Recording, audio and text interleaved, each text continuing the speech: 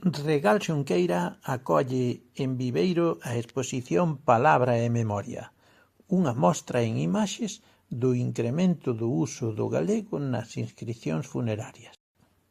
Nesta ocasión, as fotografías de epitafios dos cemiterios de Burela, o Valadouro e o Vicedo están acompañadas por cartelas cerámicas do propio Alfonso Otero Regal.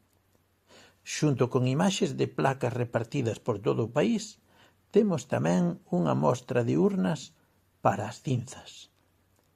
A exposición Palabra e Memoria permanecerá aberta en Viveiro entre o 30 de maio e o 12 de xuño, en horario de 10 a 2 e de 4 a 7:30.